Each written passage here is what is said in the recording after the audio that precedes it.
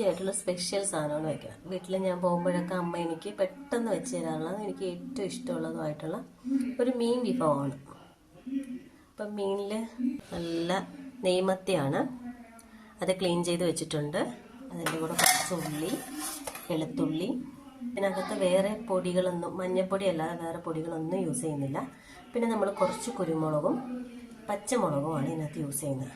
പക്ഷേ നല്ല ടേസ്റ്റായിട്ട് കിട്ടും. നിങ്ങൾക്ക് ആ മീനിൻ്റെ ഫ്ലേവർ അതുപോലെ തന്നെ നിൽക്കും, അത്ര ടേസ്റ്റാണ്. സാധാരണ ഇവിടെ കപ്പ പുഴുങ്ങുമ്പോഴും അതുപോലെ ചക്ക പുഴുങ്ങുന്ന സമയത്തും ഒക്കെ അതിൻ്റെ കൂടെയൊക്കെ നന്നായിട്ട് ഇത് ഒഴിച്ച് കഴിക്കാനൊക്കെ ഭയങ്കര ടേസ്റ്റാണ്. നല്ല മണമുള്ള പച്ചമുളക് ഇട്ടാണ് നമ്മളിത് വെക്കുന്നത്. അടുപ്പിലേക്ക് വെച്ചിട്ടുണ്ട്. നന്നായിട്ട് കഴുകി വൃത്തിയാക്കിയ മത്തിയും അതിനകത്ത് കുറച്ച് ചെറിയ ഉള്ളിയും കുറച്ച് വെളുത്തുള്ളിയും ചേർത്ത് ഒഴിച്ചിട്ട് ഉപ്പും ഇട്ട് നമ്മൾ വേവിക്കാൻ വെച്ചിട്ടുണ്ട്. ഇത് വെന്ത് കഴിയുമ്പോഴേക്കും നമുക്ക് ഒന്ന് തിളച്ച് വരുമ്പോഴേക്കും അതിനകത്തേക്ക് കുറച്ച് മഞ്ഞൾപ്പൊടി ഇട്ട് കൊടുക്കാം. അതിനുശേഷം പച്ചമുളക് കീറിയിട്ട് കൊടുക്കാം. നല്ല മണമുള്ള പച്ചമുളകാണ്, ഇതുപോലത്തെ പച്ചമുളകാണ്. ഇത് വേണം നമുക്ക് എരിക്കനുസരിച്ച്, നമ്മുടെ എരിവിനനുസരിച്ച്. നല്ല എരിവുണ്ടെങ്കിൽ നല്ല ടേസ്റ്റുമാണ്. കുറച്ച് എരിവായിട്ടിരിക്കണം. ഇതിനകത്ത് തേങ്ങയൊന്നും ഉപയോഗിക്കുന്നില്ല, തേങ്ങ മുളക് പൊടി അങ്ങനെ ഒന്നും ഉപയോഗിക്കുന്നില്ല. നല്ല ഈസി ആയിട്ട് എളുപ്പത്തിൽ നമുക്ക് വെക്കാൻ പറ്റുന്ന ഒരു കറിയാണ്. കറിയായിട്ടല്ല, നമ്മൾ സാധാരണ മീൻ അവിയൽ, മീൻ പീര എന്നൊക്കെ പറയുമല്ലോ, അതുപോലെ. പക്ഷെ നമുക്ക് മീൻ അവിയലിനും മീൻ പീരയ്ക്കൊക്കെ തേങ്ങ ചേർക്കും. ഇതിനകത്ത് തേങ്ങ ഒന്നും ചേർക്കണ്ട. മഞ്ഞൾപ്പൊടിയും കുരുമുളക് പൊടിയും പച്ചമുളകും ഈ ഉള്ളിയും വെളുത്തുള്ളിയും മാത്രം ചേർത്താൽ മതി. ആ മീനിൻ്റെ ഫ്ലേവർ അതുപോലെ തന്നെ നിൽക്കും. എല്ലാവരും ട്രൈ ചെയ്ത് നോക്കണം. അപ്പോൾ ഇതിൽ നന്നായിട്ട് തിള വന്നിട്ടുണ്ട്.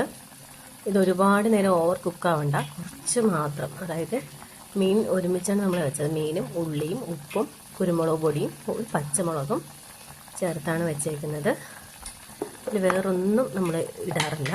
കുറച്ച് മഞ്ഞൾപ്പൊടി മാത്രം, അത് മാത്രമേ ഇതിനകത്തുള്ളൂ.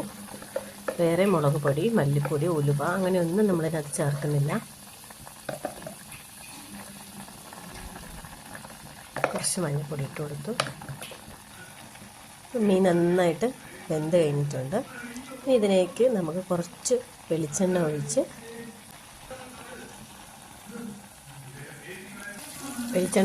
നന്നായിട്ട് ആയിട്ടുണ്ട്. ഉള്ളിയും മീനും ഒക്കെ നന്നായിട്ട് വെന്ത് കിട്ടിയിട്ടുണ്ട്.